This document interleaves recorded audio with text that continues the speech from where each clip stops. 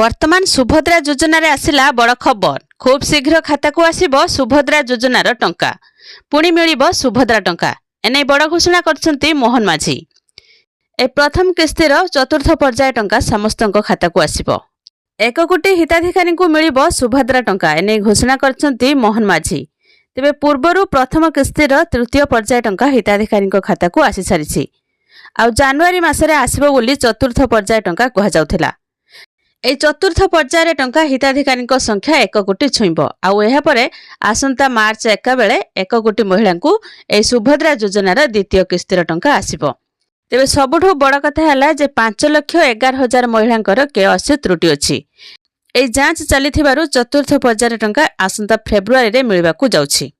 तेबे जनवरी 31 रे पूरा सर्वे सरिब, रिपोर्ट अनुसार पदक्षेप नियाजिब। आसंता फेब्रुआरी रे समस्त हिताधिकारी को ए सुभद्रा योजनार चतुर्थ पर्याय टंका आसिब। तेबे वर्तमान पर्यंत 80 लाख महिला सुभद्रा योजनार उपकृत होइछंती। आगको चतुर्थ पर्याय मोट 20 लाख आवेदनकारी अकाउंट को ए टंका पठाजिब। एथिपाई समस्त प्रस्तुत चलिछि।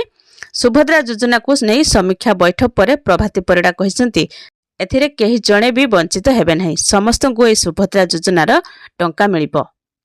अन्य पक्षरे मार्च 31 सुधा सुभद्रा योजनार आवेदन कले भी बाकी थिबा 2टी किस्तिर टंका मिलिब।